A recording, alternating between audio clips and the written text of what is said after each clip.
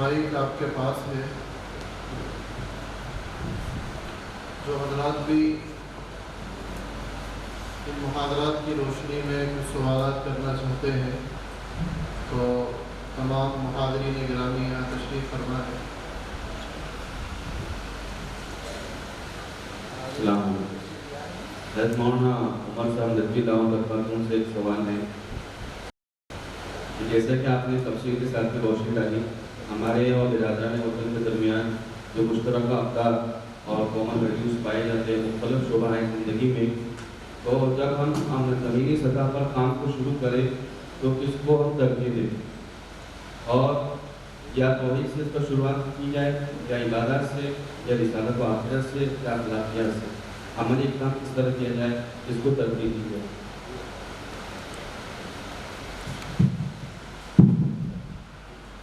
وعلیکم السلام ورحمۃ اللہ وبرکاتہ۔ اصل میں خود اس میدان کا ناآزمودہ کا طالب علم ہوں اور تقریریں بہت کر لیتا ہوں، لیکن میدان میں جیسا کہ ہمارے استاد محترم مفتی کلام صاحب دعوت برکاتہ نے فرمایا کہ تربیت لینے کی ضرورت ہے، تو اصل میں جو لوگ میدان میں کام کر رہے ہیں اور عملاً دعوت دے رہے ہیں، ان کے ساتھ جڑنا اور ان سے تربیت حاصل کرنا اور اس کے بعد دعوت کا کام کرنا ضروری ہے۔ ویسے تو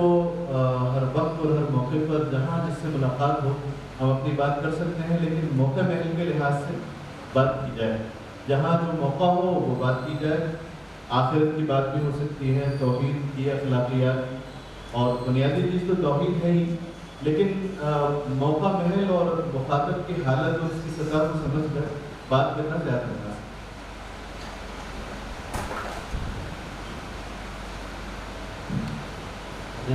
سوال یہ ہے کہ قرآن پاک کے سورہ بقرہ کے اندر اللہ تعالیٰ نے فرمایا کہ لن ترضى عنك اليهود ولا النصارى حتى تتبع ملتهم۔ اس آیت کریمہ کا بظاہر مفہوم تو یہ معلوم ہو رہا ہے کہ یہ مشترکہ افکار اور یہ کامن ویلیوز بظاہر اس کا کوئی فائدہ نظر نہیں آ رہا ہے، اور اس سے اسی طریقے سے بعض روایتوں کے اندر یہ بات آئی ہوئی ہے کہ جب فتنوں کا دور ہو تو آپ ایک طرف گوشہ نشین ہو جائیے اور آپ اپنا کام کیجیے۔ یہ دعوت اور یہ نصائح کی چیزیں یہ تو ایسا بظاہر معلوم ہو رہا ہے کہ اس کا کوئی دفعہ نہیں ہے، اور زمانے کے تقاضے اور زمانے کے حالات کو دیکھ کر بھی کچھ اس طرح کی اس سے تائید بھی ہوتی ہے، تو اس کا آپ اس کے بارے میں آپ کیا فرمائیں؟ دیکھیے اس میں کوئی شک نہیں، جو آیت آپ نے اس آیت کی طرف اشارہ فرمایا ہے وہ دراصل اس انتہا کو بتاتا ہے کہ اگر آپ مصالحانہ رویہ اختیار کرتے ہیں تو کوئی اس کی کہیں حد نہیں ہے، یہاں تک کہ آپ ان کے دین کو اور ان کے عقیدے کو قبول کر لیں اور خود عیسائی اور دوسرے مذہب کے ماننے والے اور پیروکار بن جائیں۔ یہ قرآن کریم بتاتا ہے کہ مصالحت نہیں ہوگی، وَلَن تَرْضَىٰ عَنكَ الْيَهُودُ وَلَا النَّصَارَىٰ حَتَّىٰ تَتَّبِعَ مِلَّتَهُمْ۔ اور جو بات مشترکہ اقدار کے حوالے سے کہی جاتی ہے تو وہ ہرگز مصالحانہ روش کے لیے مصالحانہ روش کی دعوت نہیں دیتی، بلکہ یہ صرف میدان ہموار کرنے کی بات ہے اور قریب آنے کی بات ہے، اور اللہ کے نبی صلی اللہ علیہ وسلم کی سیرت پاک اور آپ کے داعیانہ کردار کے جائزے سے ہمیں بخوبی واضح ہو جاتی ہے کہ ہمیں لوگوں کو دعوت دینا چاہیے۔ اور یہ جو آپ نے آیت پڑھی ہے وہ دراصل وہ جو بات ابھی مفتی سلمان صاحب نے فرمائی تھی کہ جو موضوع رکھا گیا تھا اس میں اس کا ایک پہلو یہ بھی تھا کہ ہم جو ہیں وہ غیر مسلموں کے ساتھ اور برادران وطن کے ساتھ تعلق رکھیں تو اس کی حدیں بھی ہمیں معلوم ہونا چاہیے۔ یہ مطلب نہیں ہے کہ ہم بالکل ان جیسے ہو جائیں، تعلق کا ایک دوسرا پہلو یہ ہوتا ہے، دو انتہاؤں پہ لوگ چلے جاتے ہیں۔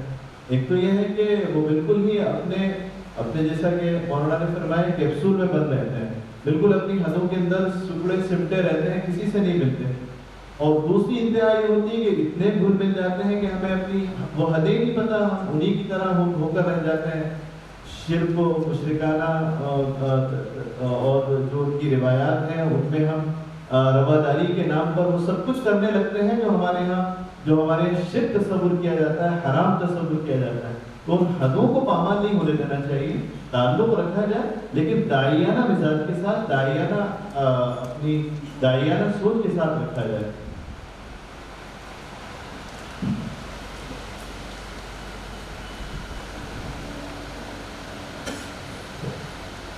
اللہ رشید عارف عزیز صاحب سے اور محمد صاحب سے سوال ہے کہ اس موضوع پر بصیرت کے لیے کون سی کتابیں مفید ہوں گی جو ہماری علمی زبان، جو موجودہ زبان ہے، اس کی اصطلاحات کے لحاظ سے بھی بہتر ہو، اس سلسلے میں رہنمائی؟ اور کیا آپ حضرات کا خصوصاً مقالہ بہت ہی پرمغز اور مواد پر مشتمل تھا، اس کے حصول کی شکل میں سے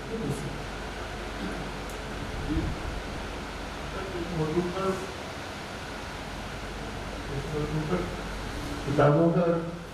حوالہ میں نیوز پیپر ہوگا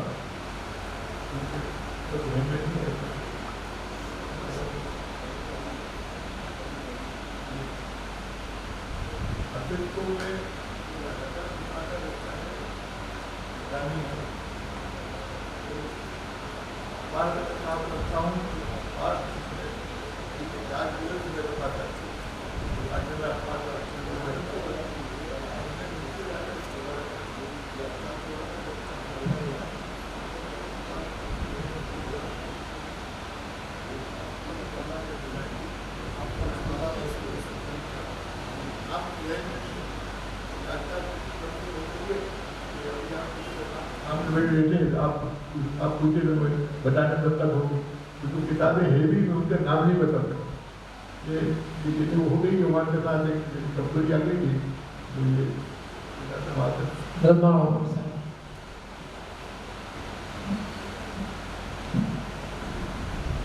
کتابوں کے حوالے سے میں میرے استاد جناب نعمت اللہ صاحب زیادہ،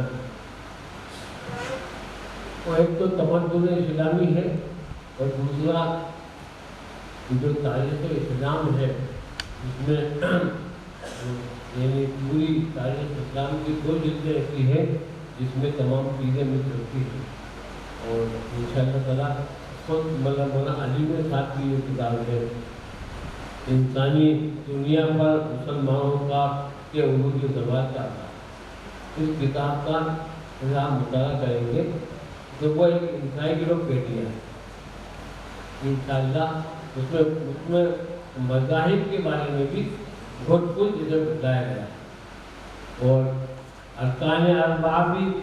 آپ مطالعے میں دے سکتے ہیں کہ جہاں عبادات کے کا ذکر کیا مولانا علی صاحب نے، تو وہاں دیگر مذاہب کے بارے میں بھی تفصیلی روشنی ڈالی۔ قیام امن کے سلسلے میں سید قطب شہید کی بھی کتاب ہے اسلام اور قیام امن، اس کا بھی مطالعہ کیا جا سکتا ہے، بہت اچھی کتاب ہے۔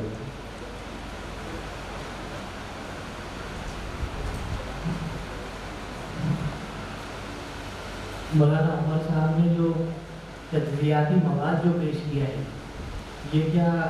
یعنی تھوڑی غور و فکر کرنے کے بعد پیش کیا ہے یا پھر یہ کہ کتابوں سے مطالعے کے بعد، یعنی خاص طور سے جو عبادتوں کا جو تذکرہ کیا ہے جیسے سوال منال میں یعنی جنت جہنم کا، تو یہ یہاں پر جو تصورات ہیں اور جن کی تطبیقات آپ نے اسلامی تصورات سے دی، تو یہ کیا ان کی کتابوں میں لکھا ہوا ہے اس طرح کا، یعنی کتاب ایسی بتائیے کہ جس میں تجزیاتی مواد مل جائے غیروں کا بھی اور اپنا بھی؟ جی میں نے سمجھا جو باتیں کہی ہے وہ میں نے اپنے جو مطالعہ ظاہر ہے کہ جو بھی غور و فکر ہوتا ہے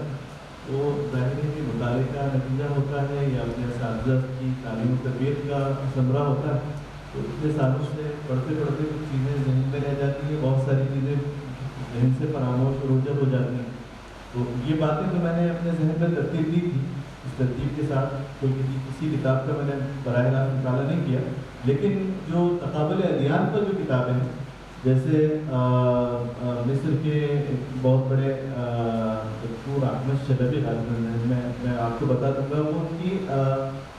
مقارنۃ الادیان پر 4 کتابیں ہیں۔ تو ایک کتاب تو پوری مسیحیت پہ ہے، ایک یہودیت پہ ہے، اور ایک ادیان الہند الکبریٰ پہ ہے اور اسلام میں.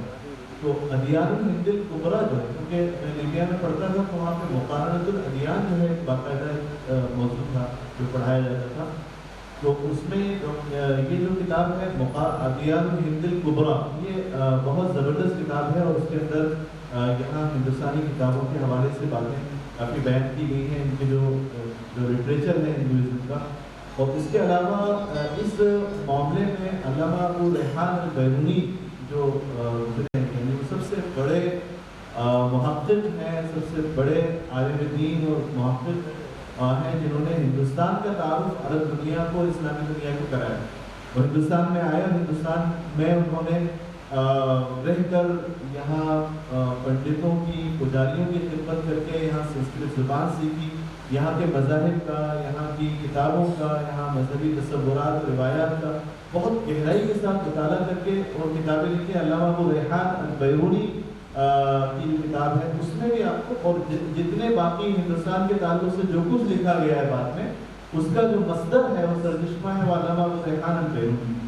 باقی اور بھی بہت سی کتابیں ہیں. بہت بہتر. اصل میں بات یہ تھی کہ آپ کی کچھ باتیں میں نے نوٹ کی ہیں، تو اس میں نے سوچا تھا کہ کچھ حوالے آ جائیں گے کونی کتابوں کی جانب، مصادر کی جانب رجوع کر سکوں گا، اس لیے بات ہوئی. اور انشاءاللہ اس سلسلے میں ہم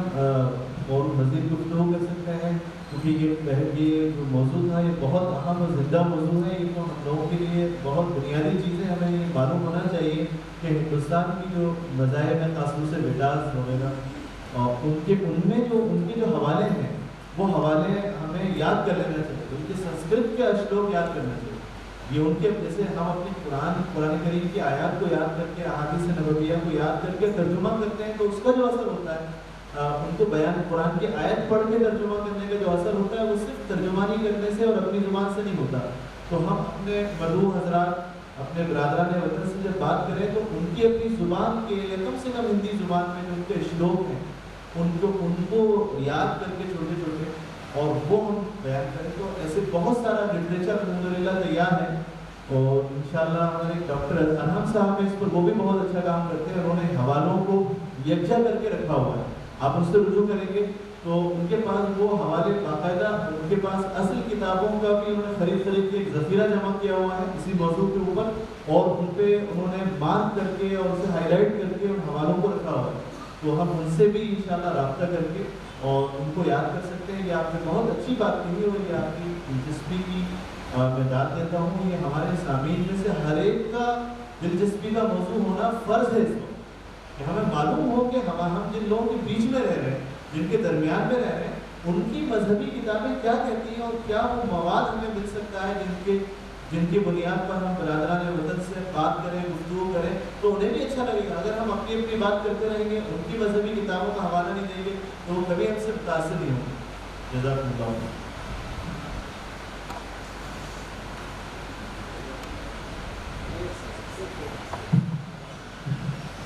جی میں محمد رفیق دارالعلوم سندھ سے. میرا ایک آخری اور چھوٹا سا سوال یہ ہے،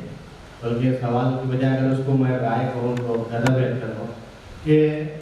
جیسے جو مشترکہ افطار ہے اس کے تفاہم اور تعیش سلمی، جیسے آپ نے ایک لفظ استعمال کیا تھا، تو اس کے لیے انفرادیت کے بجائے اگر اجتماعی شکل قائم کر کے آل اوور ایم پی آئی آپ جتنے ہم دائرہ وسیع کر سکیں، اور دیگر مذاہب کے جو قائدین حضرات ہیں ان کو ہم کچھ اس سے الگ الگ موضوع دے کر ان سے مقالے لکھوائیں اور کسی ایک پلیٹ فارم پر جمع کیا جائے، تاکہ ان کی فکری چیزیں خود انہی کے مراجع اور مساجد سے ہم تک پہنچے. تو یہ اس سلسلے میں آپ کیا فرمائیں گے؟ زیادہ کچھ نہیں کہوں گا، آپ کی بھرپور تائید کرتا ہوں، اس لیے کہ جو حالات بگڑے ہیں اور جو اس نتیجے تک ہم پہنچے ہیں اس کی وجہ یہ ہے کہ کوششیں تو ہوئی لیکن انفرادی سطح کی جو اصل جو دعوت و تبلیغ اور برادران وطن کے ساتھ جو ہمارا رابطہ رہا اور ان کے ساتھ داعیانہ جو تعلق رہا وہ رہا تو، لیکن انفرادی سطح پہ افراد ہیں جو اپنے اپنے طور پر کام کر رہے ہیں. اجتماعی سطح پر ہمارا کام نہ ہونے کی وجہ سے ہی یہ آج حالات اس مرحلے تک پہنچے ہیں. اس لیے آپ کی رائے کی میں بھرپور تائید کرتا ہوں. اجتماعی طور پر یہ کام ہونا چاہیے، پوری محنت و جافشانی ہم کو صرف کرنا چاہیے. ہمارے قائدین ہمارے علماء کرام اور یہ ہماری رہنمائی کریں اور ہم مل کر ان کی رہنمائی میں ہم اس کام کو کریں اور باقاعدہ وہ جو کام تو ہوا ہے دیکھیے آپ نے جو اس طرف رہنمائی اس طرف اشارہ کیا ہے اس میں وہ مراجع و ماخذ سے لیے ہوئے وہ سارے موجود ہیں. اکیڈمک لیول پر کام موجود ہے, بہت ہے. میدان عمل میں بھی کام ہے لیکن انفرادی سطح پر. وہ میدانی کام کو اجتماعی سطح پر ہونا چاہیے اور اس کے لیے باقاعدہ تربیتی کیمپ لگنا چاہیے. جو آج کا تربیتی کیمپ تھا میں سمجھتا ہوں ورک شاپ, بس آخری بات کہوں گا, ورک شاپ ہمارے صفدر صاحب جو ماشاءاللہ یہ کام کرتے ہی رہتے ہیں وہ جانتے ہیں اس چیز کو کہ دیکھیے ورک شاپ دراصل ورک شاپ کام ایک ہم ورک شاپ اس کو بھی کہتے ہیں جو ہماری کار اور بائک وغیرہ سدھرتی ہیں, ریپیئر ہوتی ہیں. تو اس کا مطلب یہ ہے کہ ورک شاپ کا مطلب یہ ہے جہاں پر عملی طور پر کام ہو رہا ہوتا ہے. دکان کھلی ہوئی ہے جہاں پر کام ہو رہا ہے اور بری چیزوں کو سدھارا جا رہا ہے, بگڑی ہوئی چیزوں کو ریپیئر کیا جا رہا ہے. تو ورک شاپ اصلاً عملی مشق کی جگہ ہوتی ہے. تو ورک شاپ جب ہوتی ہے وہ سیمینار, سمپوزیم اور کانفرنسز سے مختلف ہوتی ہے. وہاں پر تو یہ نہیں ہونا چاہیے کہ باقاعدہ عملی تربیت ہو. ورک شاپ کا یہی مطلب ہوتا ہے. تو یہ ایسے دعوتی اور یہ جو عنوان ہمیں دیے, کیونکہ ابھی ابتدا کی فقہ اکیڈمی کا اجلاس اس طرح ہوا تو یہ عنوان تو دیا گیا ہے, لیکن یہ عنوان پر ہماری جو گفتگو ہوئی وہ صرف اس کی اہمیت کی طرف توجہ دلانے اور اس طرف سے بیداری پیدا کرنے کے لیے ہوئی. لیکن عملی مشق کے لیے بھی میں گزارش کروں گا ہماری صفدر صاحب سے اور فقہ اکیڈمی کے ذمہ داران سے, اور جو لوگ خاص طور سے کہ آپ ان حضرات کو جو واقعی میدان عمل میں ہیں اور عملی طور پر جن کو باقاعدہ مہارت ہے وہ باقاعدہ ورک شاپ منعقد کی جائے اور ہمارے جو علماء, ہماری جو نئی نسل کے طلباء اور علماء نئے فارغین ہیں ان کو باقاعدہ طور سے اس پر تربیت دی جائے, ٹرین کیا جائے. جیسے میں ایک فقہ اکیڈمی کی ورک شاپ ہوئی تھی ہمارے یہاں, ایک دکتور محی الدین مرہ داغی صاحب نے 2 دن کا ورک شاپ کیا تھا اور الاقتصاد الاسلامی کا. تو باقاعدہ انہوں نے سکھایا تھا, باقاعدہ اس کی تربیت دی تھی, طلباء کو بلائے گئے تھے. تو اصل میں ورک شاپ میں تو اساتذہ اور طلباء, استاد اور طالب علم کا معاملہ ہوتا ہے. یہاں تقریریں اور نہیں ہوتی بلکہ تربیت ہوتی ہے. تو اس نوعیت کے ورک شاپ قائم ہونا چاہیے, ورک شاپ منعقد کیے جانا چاہیے جہاں پہ باقاعدہ داعیوں کو عملی طور پر تیاری کی جائے. ان کو دعوت کی صرف اہمیت نہیں بتائی جائے بلکہ عملی ان کو وہ ٹیکنیک سکھائی جائے کہ یہ باقاعدہ کیسے ہم دعوت دیں. تو یہ میں آپ کی جو تجویز ہے میں اور رائے ہے میں اس سے 100% اتفاق کرتا ہوں. جزاک اللہ. سوالات کا سلسلہ اوپن کیا جاتا ہے. ایک دو اعلانات میں